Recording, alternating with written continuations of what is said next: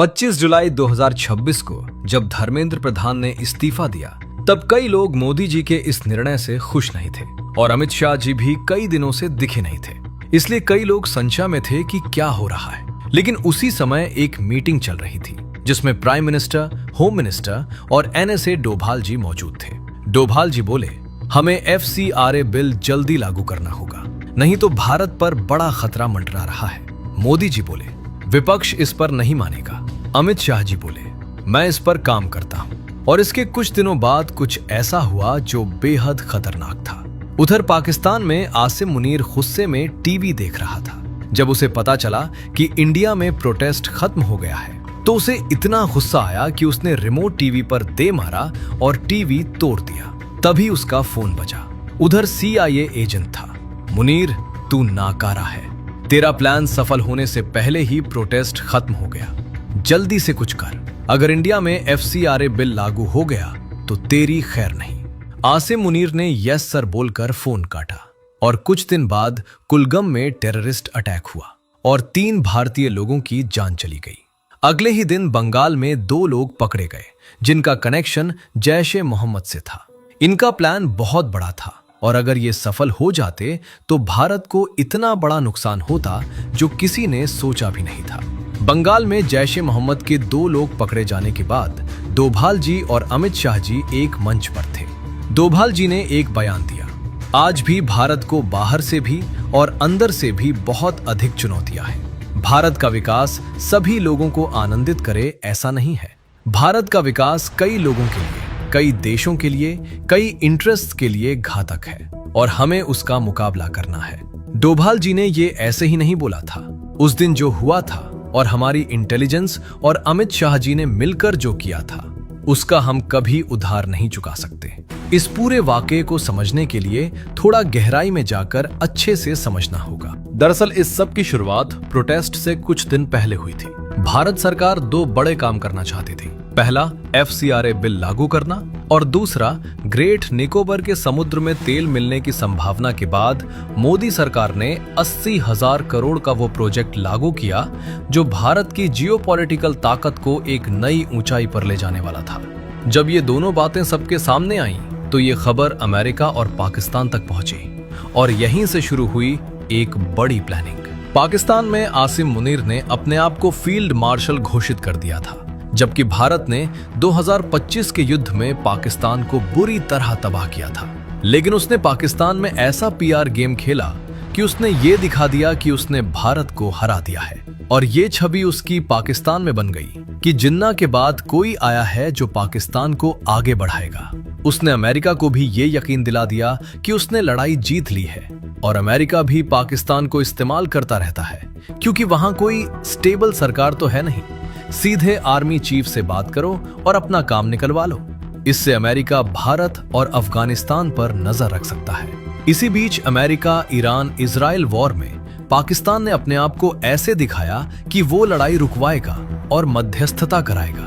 इसलिए आसिम मुनीर का कद पाकिस्तानियों की नजर में और बढ़ गया और इससे आसिम मुनीर को बहुत फायदा हुआ और पाकिस्तान की अंदर की खबर किसी को पता ही नहीं चली। लेकिन झूठ का गुब्बारा कितने दिन तक चलेगा? एक दिन ये झूठ का पुलिंदा फूटना ही था। अमेरिका ईरान की लड़ाई भी नहीं रुकी और ये भिखारी 10 बिलियन का कर्ज लेने अमेरिका के दरवाजे पर पहुंच गए। और इसी बीच POK में कश्मीरियों पर जुल्म, बलोचिस्तान में जुल्म, KPK में जुल्म, उनकी अपनी पॉलिटिक्स में गड़े हुए घड़े धीरे धीरे बाहर आने लगे। असल में जब पाकिस्तान के PM इमरान खान थे, तब अमेरिका उन पर अपना कंट्रोल रखना चाहता था, लेकिन इमरान खान ने मना कर दिया। तब इस आसिम मुनीर ने इमरान खान की सरकार गिरा दी, उसे जेल में डाल दिया और एक पपेट PM बना लिया, जो अमेरिका को भी पसंद था। लेकिन अब मुनीर का भांडा फूट गया था। जब आसिम मुनीर की पॉपुलैरिटी घटने लगी और उसका भांडा फूटने लगा, तब उसने वो किया जो पाकिस्तान के हर बौखलाए हुए सेनाधिकारी ने किया है, कश्मीर का राग अलापना शुरू कर दिया। लेकिन इस बार जो उसने पाक अधिकृत कश्मीर में किया, वो रूह कंपाने वाला था। पाकिस्तान हमेशा यह कहता आया है कि कश्मीर हमारी शहरग है। अगर कश्मीर अलग हो गया तो पाकिस्तान खत्म हो गया और कश्मीर के लोगों को यह बताया गया कि तुम इतने महत्वपूर्ण हो कि तुम्हारे लिए भारत और पाकिस्तान के बीच युद्ध हुए हैं और तुम्हारे लिए परमाणु युद्ध भी हो सकता है। लेकिन आज पाकिस्तान अपनी उसी शहरक के सीने पर गोलियां ठोंक रहा है। पाक अधिकृत कश्मीर में आसिम मुनीर ने सबसे पहला काम किया जो सबसे लोकप्रिय दल था वहां का, संयुक्त अवामी कार्रवाई समिति यानी JAC, उसे प्रतिबंधित कर दिया। यही पाकिस्तान की पुरानी कार्यप्रणाली है। सबसे लोकप्रिय दल को प्रतिबंधित करो, उसका चुनाव चिन्ह छीन लो और फिर कहो कि हमने लोकतंत्र दिया। यही इमरान खान के साथ हुआ, यही 1971 में शेख मुजीबुर रहमान के साथ हुआ। वही कार्य पद्धति हर बार। जब पाक अधिकृत कश्मीर की जनता सड़क पर उतरी तो आसिम मुनीर की सेना ने खुलेआम छाती पर गोलियां दागी। रेंजर्स मौजूद थे, सेना मौजूद थी और दर्जनों लोग मारे गए। जो लोग घायल हुए उन्हें सेना ने ट्रकों में भरकर ले गई, कहा कि उपचार करवाएंगे, लेकिन 3 दिन बीत गए, वो लोग कहीं नहीं पहुंचे। 3 दिन में तो अफगानिस्तान पहुंच जाते हैं, ये लोग गए कहां कोई नहीं जानता। ये वो पाकिस्तान है जो कहता था कि कश्मीर हमारी शहरग है और आज उसी शहरग के लोगों को ट्रकों में भरकर गायब कर रहा है। ये दुनिया का पहला ऐसा मामला है जहां कोई अपनी ही शहरग काट रहा है। उन्हीं दिनों भारत में प्रोटेस्ट भी चल रहे थे और जब आसिम मुनीर को पता लगा कि पाकिस्तान में उसकी इज्जत गिर रही है तो उसने एक बहुत खतरनाक प्लान बनाया। उसने सोचा कि प्रोटेस्ट के बीच भारत पर हमला किया जाए और जब भारत पर हमला होगा तो जैसा मोदी जी ने पहले ही बोल दिया था कि ऑपरेशन अभी खत्म नहीं हुआ है, तो भारत हमले का बदला लेने के लिए वापस पाकिस्तान पर अटैक करेगा। और जब पाकिस्तान पर अटैक होगा तो आसिम मुनीर पाकिस्तान में अपना PR गेम खेलेगा और एक बार फिर पाकिस्तानियों की नजर में खुद को रिवाइव कर लेगा। उसने ये बला प्लान चालू कर दिया। पहले उसने पाकिस्तान के सभी न्यूज चैनल्स को कहा कि भारत में चल रहे प्रोटेस्ट को कवर करो और दुनिया को दिखाओ कि भारत में क्या हो रहा है। और साथ में एक इंटरनेशनल न्यूज पोर्टल जो पाक अधिकृत कश्मीर में मुनीर की बर्बरता को दिखा रहा था, उसे बैन कर दिया। और आखिर में अपना प्लान लेकर CIA और चाइना के पास अलग अलग पहुंचा। अमेरिका और CIA पहले से भारत के FCRA बिल और ग्रेट निकोबार के तेल वाले प्रोजेक्ट को लेकर भड़के हुए थे। तो ये सब एक साथ हो गए भारत पर बड़ा हमला प्लान करने के लिए। लेकिन FCRA बिल क्या है, पहले हमें ये समझना होगा। FCRA पहली बार 1976 में आया था, यानी ये कोई नया कानून नहीं है बल्कि दशकों पुराना है और अलग अलग सरकारें इसमें बदलाव करती आई हैं। कांग्रेस ने भी किए, दूसरों ने भी। लेकिन जब भी BJP सरकार कोई सुधार लाती है तो अचानक एक पूरा इकोसिस्टम चिल्लाना शुरू कर देता है। ये सोचने वाली बात है। FCRA का काम बेहद सीधा है, ये देखना कि भारत में किसी NGO, ट्रस्ट या इंडिविजुअल के पास विदेश से पैसा आ रहा है तो वो कहां से आया, क्यों आया और कहां खर्च हुआ। सोचिए, अगर किसी के अकाउंट में अचानक 50 लाख रुपए आ जाएं, तो उसे CA के सामने जस्टिफाई करना पड़ता है। फिर विदेश से करोड़ों डॉलर आने पर सवाल पूछना गलत कैसे हो सकता है। सरकार पैसा आने से नहीं रोक रही, बल्कि देश में डॉलर आना अच्छी बात है, लेकिन वो डॉलर किस काम के लिए आ रहा है ये जानना सरकार का हक है। और यहीं से असली खेल शुरू होता है। भारत के किसी पहाड़ी इलाके में रेयर अर्थ मिलती है जो देश के लिए बेहद जरूरी है। दुनिया का 60% रेयर अर्थ चाइना में है और 90% चाइना प्रोसेस करता है। अगर भारत को अपना रेयर अर्थ मिले तो चाइना पर निर्भरता कम होगी। लेकिन जैसे ही भारत माइनिंग शुरू करने की कोशिश करे, कुछ NGOs वहां धरना देने पहुंच जाते हैं, पर्यावरण का मुद्दा उठाते हैं और प्रोजेक्ट रुकवाने की कोशिश करते हैं। और इन NGOs की फंडिंग कहां से आती है? विदेश से। ये कोइंसिडेंस नहीं है। गैलाथिया बे प्रोजेक्ट यानी ग्रेट निकोबार, भारत ने इस पर 80 से 90 हजार करोड़ इन्वेस्ट करने का फैसला किया, जिसमें इंटरनेशनल एयरपोर्ट, पोर्ट और एक पूरा शहर बनाने की योजना है। ग्रेट निकोबार इतनी स्ट्रेटेजिकली इंपॉर्टेंट जगह पर है कि वहां से मलयाका स्ट्रेट दिखता है, जिस पर चाइना की पूरी नजर है। जैसे ही ये प्रोजेक्ट अनाउंस हुआ, चाइना ने ऑफिशियली कुछ नहीं बोला, लेकिन कुछ मीडिया आउटलेट्स और NGOs अचानक एक्टिव हो गए और पर्यावरण, आदिवासियों के अधिकार जैसे मुद्दे उठाकर प्रोजेक्ट रोकने की कोशिश होने लगी। ये इकोसिस्टम कहां से फंड होता है, FCRA के बिना ये जानना मुश्किल था। 2026 में मोदी सरकार ने FCRA में एक बड़ा बदलाव किया। अगर किसी एनजीओ का एफसीआरए रजिस्ट्रेशन एक्सपायर या कैंसिल हो जाए तो उसकी एसेट्स, जमीन, बिल्डिंग, एफडी जो विदेशी पैसे से खरीदी गई हों, उन पर अब गवर्नमेंट की नजर रहेगी। पहले ये गैप था, एफसीआरए कैंसिल होने के बाद भी एसेट्स वही रहती थी। अब नहीं। अगर आपने सच में गरीबों की मदद की, स्कूल्स बनाए, हॉस्पिटल्स बनाए, तो एफसीआरए से आपको क्या डर। लेकिन अगर आपने विदेशी पैसे से भारत के प्रोजेक्ट्स रुकवाए, देश में अस्थिरता फैलाई, पॉलिटिकल पार्टीज को फंड किया, तो जाहिर है आप डरेंगे। डोभाल जी ने जब कहा था कि भारत को बाहर से और अंदर से दोनों तरफ चुनौतियां हैं, तो वो इसी की बात कर रहे थे। एफसीआरए वो हथियार है जो भारत को उन अदृश्य दुश्मनों से बचाता है जो न बंदूक उठाते हैं, न बॉम्ब फोड़ते हैं, बल्कि विदेशी पैसे से भारत के विकास को अंदर से खोखला करते हैं। और इसीलिए एफसीआरए का लागू होना उतना ही जरूरी था जितना किसी भी सीमा पर तैनात जवान। अब जब आपने एफसीआरए बिल जान लिया है तो कहानी अच्छे से समझ आएगी। उधर भारत में प्रोटेस्ट जमकर चल रहा था। मोदी जी को ऐसी ऐसी गालियां दी जा रही थी जो हम यहां बता भी नहीं सकते, और यही असीम मुनीर चाहता था। लेकिन इन सब के बीच होम मिनिस्टर जी गायब थे। वो अपने ऑफिस में बैठे 24 के 24 घंटे मौजूद थे और उनका पूरा फोकस था ये जानना कि बाहर की कंपनीज एनजीओज के जरिए कितना फंड भेजती हैं, उन पैसों का क्या होता है और एफसीआरए बिल कैसे लागू हो। क्योंकि उन्हें पता था कि इस प्रोटेस्ट के बीच बाहर से पाकिस्तान या कुछ अंदर के दुश्मन कुछ भी कर सकते हैं। उधर पाकिस्तान में हर न्यूज चैनल पर सिर्फ भारतीय प्रोटेस्ट दिखाया जा रहा था और कश्मीर में क्या हो रहा है ये सब छुपा लिया गया था।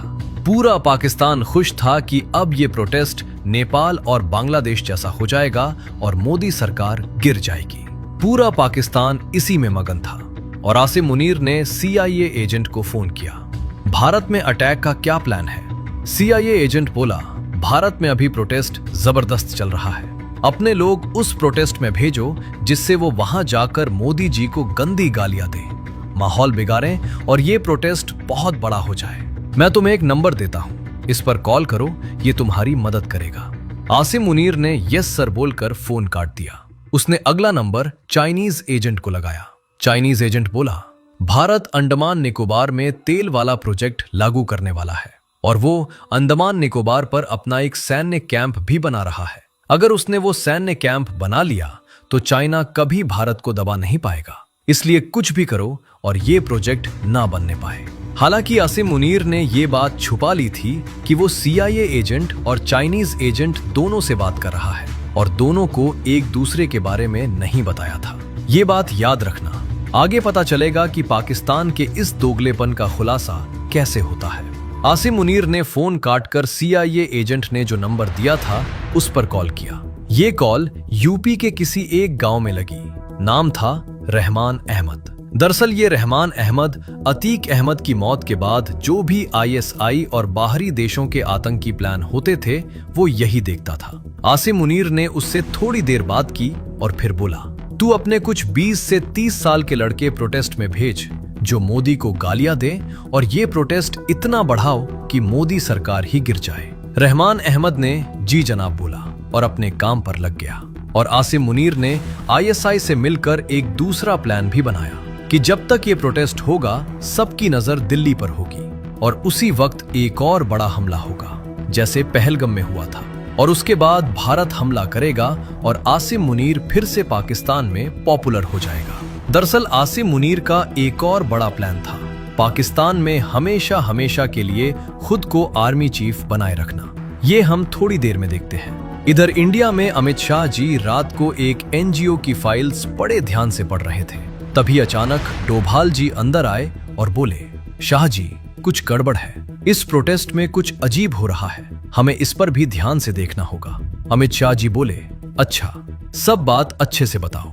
डोभाल जी बैठे और एक गहरी सांस लेकर बोलना शुरू किया। डोभाल जी बोले, अमित जी जब से भारत में ये प्रोटेस्ट चालू हुआ है पूरे पाकिस्तान में सब यही दिखाया जा रहा है कि भारत में क्या हो रहा है, और साथ में अंडमान निकोबार प्रोजेक्ट और एफसीआरए बिल से चाइना और अमेरिका वैसे भी बहुत दुखी हैं। प्रोटेस्ट में मोदी जी को गंदी गंदी गालियां दी जा रही हैं। जो आज तक हमारे देश में ऐसा नहीं हुआ। और अब प्रोटेस्ट में धर्मेंद्र प्रधान के इस्तीफे की बात हटाकर मोदी जी का इस्तीफा मांगा जा रहा है। कुछ तो गड़बड़ है। अमित जी खिड़की से बाहर रात में दिल्ली की सड़कों को देखने लगे। एक गहरी सांस लेकर डोभाल जी की तरफ देखकर बोले, डोभाल जी, आप सही कह रहे हो। देश में कुछ बड़ा करने का प्लान है। हमें न सिर्फ दिल्ली बल्कि बॉर्डर की तरफ भी ध्यान देना होगा। पाकिस्तान इसका फायदा उठा सकता है। तभी डोभाल जी के ईयरपीस में आवाज आई, सर ऑफिस आ जाइए, कुछ सुराग मिले हैं। डोभाल जी ने अमित जी से कहा, सर कुछ सुराग मिला है, मैं आपसे कुछ देर में आकर मिलता हूँ, तब तक आप अपनी स्ट्रेटेजी बनाए रखो। अमित जी ने बड़े ध्यान से डोभाल जी की तरफ देखकर बोले, डोभाल जी, आतंकियों को बस एक बार सफल होना होता है। हम उनके हजारों प्लान फेल कर दें और वो सिर्फ एक बार सफल हो जाएं तो उनका काम पूरा। डोभाल जी बोले, सही कह रहे हैं आप, और वो निकल गए। उधर पाकिस्तान में आसिम मुनीर के दिमाग में एक ऐसा प्लान था जो उसे लगता था कि इस बार फेल नहीं हो सकता।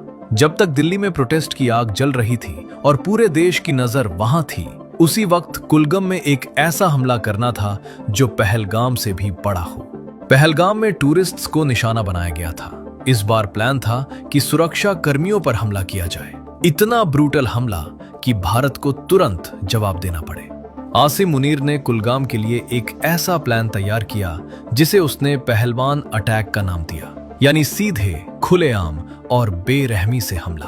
कोई छुपना नहीं, कोई भागना नहीं, सामने आकर हमला करो और अपनी जान देकर भी भारत को इतना बड़ा नुकसान पहुंचाओ कि मोदी जी को बॉर्डर पर जवाब देना ही पड़े। इस पूरे ऑपरेशन को ग्राउंड पर हैंडल करने की जिम्मेदारी थी बंगाल में बैठे दो लोगों की। पहला, अब्दुल, MFI का सरगना जो पहले से प्रोटेस्ट को उग्र बनाने की प्लानिंग में लगा था।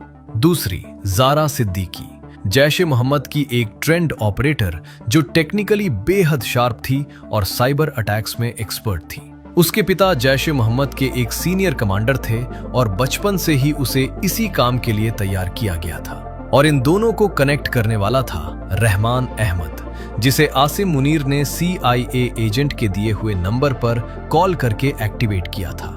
रहमान अहमद ने अब्दुल और जारा दोनों को एक इनक्रिप्टेड कॉल पर बताया, कुलगाम में हमला होने वाला है। जैसे ही कुलगाम में हमला हो, उसी वक्त तुम दोनों दिल्ली में अपना ऑपरेशन एक्टिवेट कर देना। प्रोटेस्ट में आग लगाओ, टीवी चैनल्स हैक करो, पावर ग्रिड गिराओ, सब कुछ एक साथ होना चाहिए। अब्दुल बोला, और अगर दिल्ली में कुछ रह गया? रहमान अहमद बोला, तब कुलगाम का हमला काफी है। भारत जवाब देगा, पाकिस्तान पर अटैक होगा और मुनीर साहब का काम हो जाएगा। कुलगाम का प्लान बेहद डिटेल्ड था। जैश-ए-मोहम्मद के 3 ट्रेंड फाइटर्स को पाकिस्तान से LOC के रास्ते भेजा जाना था। ये तीनों AK-47 और ग्रेनेड से लैस होंगे और उनका टारगेट था कुलगाम के एक सिक्योरिटी चेक पॉइंट पर सीधा हमला। हमले का वक्त तय था, सुबह का वो वक्त जब शिफ्ट बदलती है और सिक्योरिटी थोड़ी रिलैक्स्ड होती है। रहमान अहमद ने अब्दुल को बताया, जैसे ही कुलगाम में फायरिंग शुरू हो, तुम दिल्ली में प्रोटेस्ट में अपने 20 से 30 लड़कों को सिग्नल दे दो कि अब माहौल बिगाड़ो। और जरा ने बंगाल के उस किराए के फ्लैट में बैठकर अपना लैपटॉप खोला। तीनों सब स्टेशंस की सैटेलाइट इमेजेस सामने थी।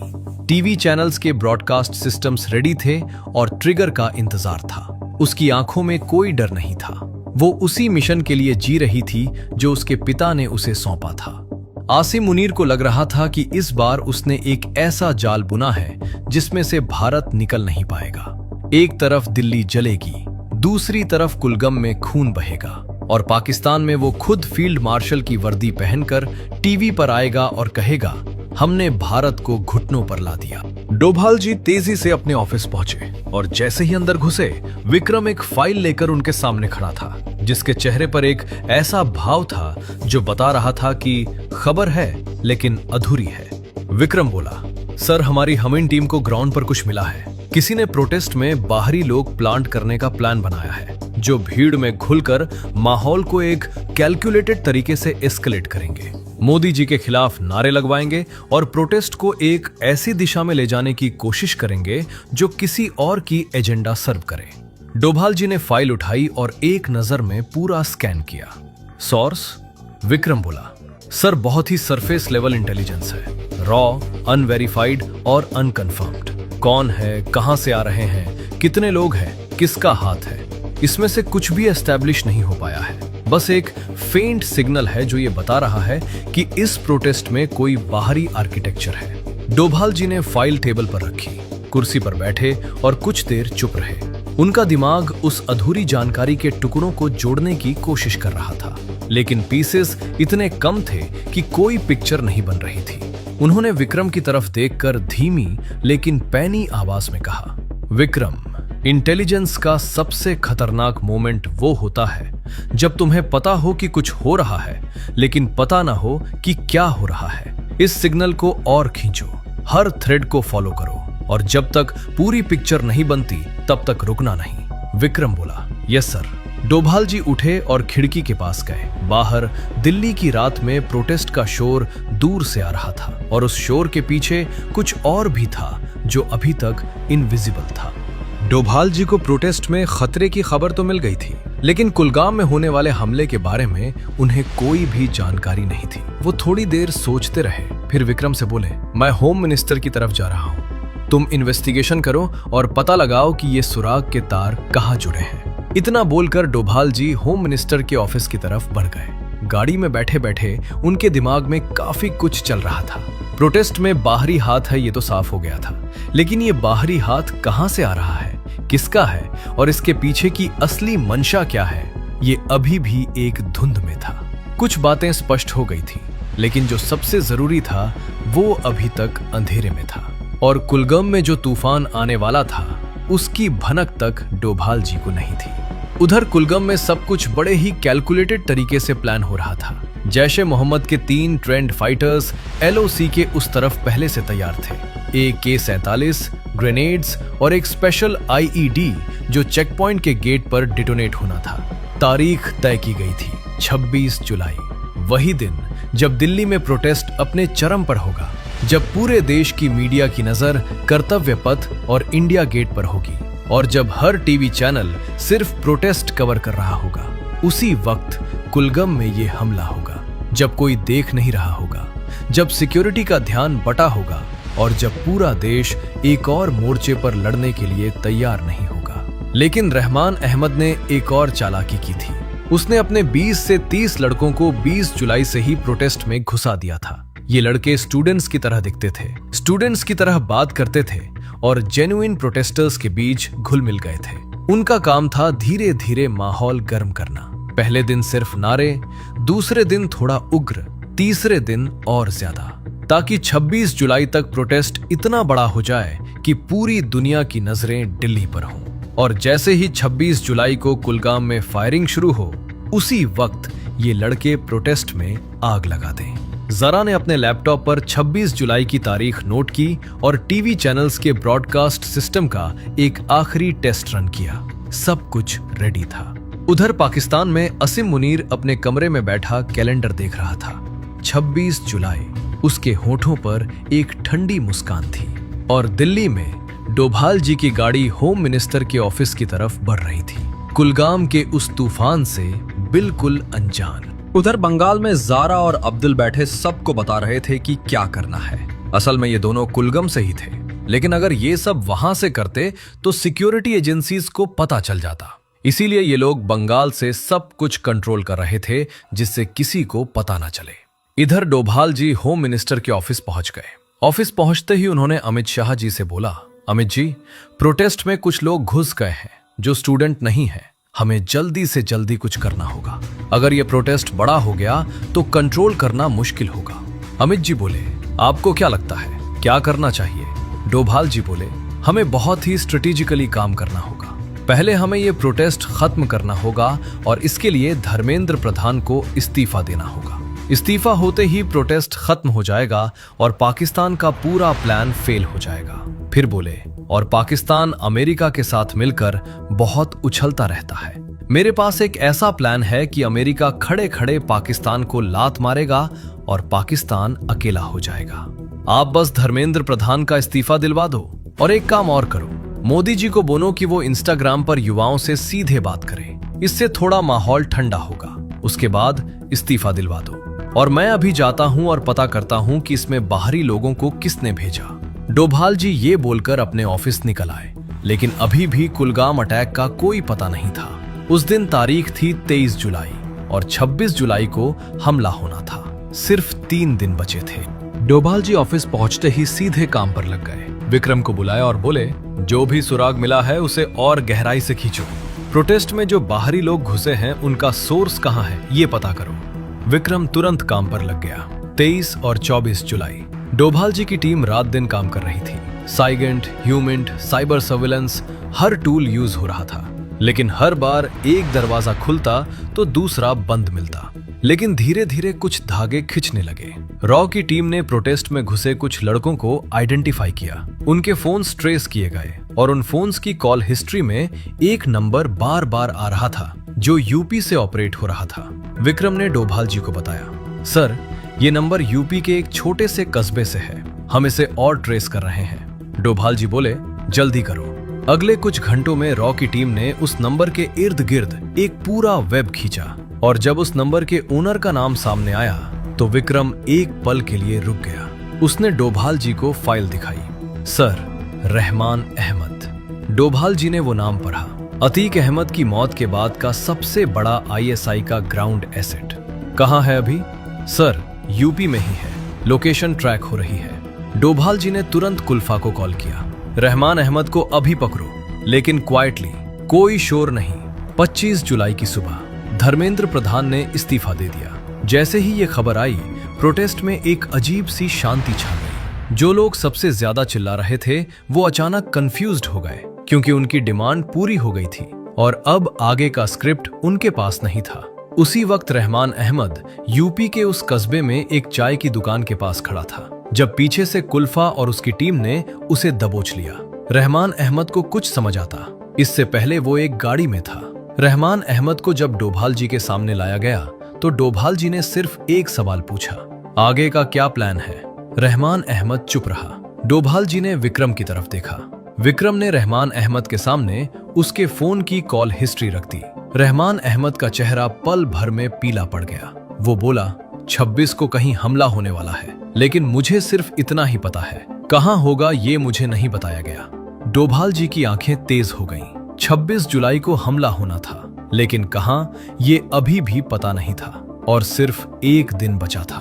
इधर पाकिस्तान में जब पता चला कि प्रोटेस्ट खत्म हो गया तो आसिम मुनीर को समझ नहीं आया कि क्या करे। उसका एक प्लान पूरी तरह फेल हो गया था और उसे ये भी पता चल गया था कि रहमान अहमद भी पकड़ा गया। तभी CIA एजेंट का फोन आया। मुनीर, तू नाकारा है, तुझसे एक काम नहीं होता, तेरी सारी फंडिंग रोक दी जाएगी। मुनीर बोला, सर मुझे पता नहीं था कि धर्मेंद्र प्रधान इस्तीफा दे देंगे और प्रोटेस्ट इतनी जल्दी खत्म हो जाएगा, लेकिन मेरे पास अभी एक और प्लान है और वो पूरा रेडी है। CIA एजेंट ने पूछा, क्या प्लान है?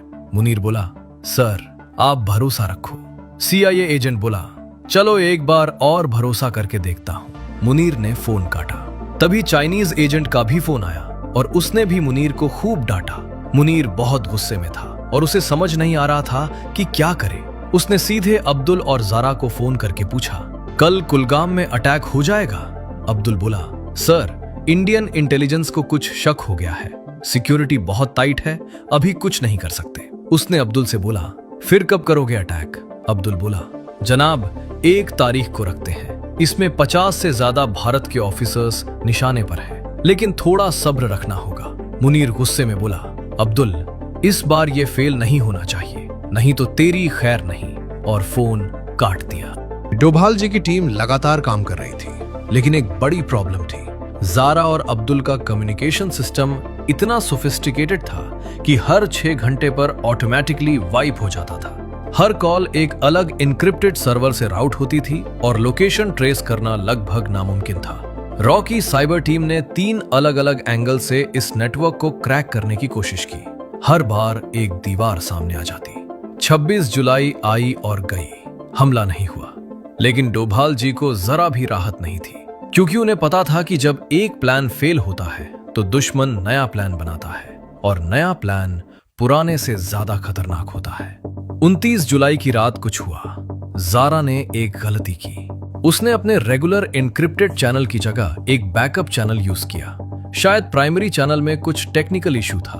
और उस बैकअप चैनल पर रॉ की सिगिन टीम की पकड़ थी। एक पार्शल मैसेज कैप्चर हुआ, 1 अगस्त कुलगम 50+ टारगेट्स।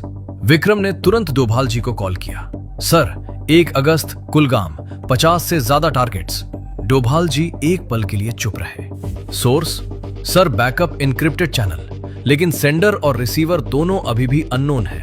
ये चैनल हर 10 मिनट पर सर्वर चेंज करता है। डोभाल जी बोले, हर सर्वर को साइमल्टेनियसली हिट करो, एक भी विंडो मिस नहीं होनी चाहिए। रॉ की साइबर टीम ने अगले 18 घंटे उस चैनल के पीछे लगाए, सर्वर से सर्वर, लोकेशन से लोकेशन। 31 जुलाई की रात 2 बजे विक्रम की स्क्रीन पर एक लोकेशन ब्लिंक करने लगी, बंगाल। विक्रम ने डोभाल जी को कॉल किया। सर, बंगाल में 2 लोग हैं, एक फ्लैट कोलकाता के पास। कंफर्म है? सर, 80% कंफर्म, लेकिन अगर हम गलत हुए तो असली लोकेशन मिस हो जाएगी। ये इंटेलिजेंस का सबसे कठिन मोमेंट था, इनकम्प्लीट इंफॉर्मेशन के साथ एक इरिवर्सिबल डिसीजन। डोभाल जी ने एक पल सोचा और बोले, कुल्फा और अभय को भेजो क्वाइटली। अगर वो वहां है तो पकड़ो, नहीं है तो वापस आ जाओ, कोई शोर नहीं। 1 अगस्त सुबह के 4 बजे कुल्फा और अभय की टीम उस फ्लैट के बाहर थी। बिल्डिंग के तीनों एग्जिट्स कवर थे, लेकिन उसी वक्त कुलगम में जैश-ए मोहम्मद के 3 हाईली ट्रेंड फिदायन LOC पार कर चुके थे। ये वो फाइटर्स थे जिन्हें स्पेसिफिकली इस मिशन के लिए 6 महीने ट्रेन किया गया था और जिनके पास AK-47, under Barail grenade launchers और सुसाइड वेस्ट्स थे। टारगेट था कुलगम का एक CRPF चेक पॉइंट, जहां उस सुबह एक बड़ी सिक्योरिटी ब्रीफिंग होने वाली थी, जिसमें 50 से ज्यादा सीनियर ऑफिसर्स मौजूद होते। अगर ये हमला सफल हो जाता तो एक साथ इतने सीनियर ऑफिसर्स का जाना भारत की सिक्योरिटी ऑपरेट्स को अंदर से हिला देता। सुबह के 5 बजे कुलगम चेक पोस्ट पर शिफ्ट चेंज हो रही थी। यही वो 90 सेकेंड विंडो थी जिसे आसिम मुनीर के प्लानर्स ने आइडेंटिफाई किया था, और उसी पल तीनों फाइटर्स ने एक साथ फायरिंग शुरू कर दी। 5:02 बजे डोभाल जी के ईयरपीस में आवाज आई, सर, कुलगाम में अटैक। डोभाल जी की आंखें एक पल के लिए बंद हुई, फिर बोले, कुल्फा, फ्लैट पर जाओ अभी। उसी वक्त बंगाल के उस फ्लैट में जारा अपने लैपटॉप पर टीवी चैनल्स का हैक ट्रिगर करने की तैयारी में थी। उसकी उंगलियां कीबोर्ड पर थीं और अब्दुल अपने फोन पर आसिम मुनीर को सक्सेस का मैसेज टाइप कर रहा था। 1 सेकेंड, बस 1 सेकेंड और। तभी दरवाजा एक जोरदार धक्के से खुला और फ्लैट की सारी लाइट्स एक साथ बुझ गई। कुल्फा की टीम ने अंदर घुसने से पहले बिल्डिंग की इलेक्ट्रिसिटी कट कर दी थी। अंधेरे में जारा ने पैनिक में लैपटॉप का लिड बंद करने की कोशिश की, लेकिन कुल्फा की थर्मल इमेजिंग ग्लासेस ने उसे उसी पल लोकेट कर लिया था और एक हाथ आया जिसने उसकी कलाई इतनी जोर से पकड़ी कि लैपटॉप नीचे गिर गया। अब्दुल ने पिछले दरवाजे से भागने की कोशिश की, लेकिन वहां अभय पहले से खड़ा था। कहां जा रहे हो? दोनों पकड़े गए, लेकिन कुलगम में जो हो चुका था वो नहीं रोका जा सका। जैश के तीनों फाइटर्स और CRPF की क्विक रिएक्शन टीम के बीच एक भीषण मुठभेड़ हुई।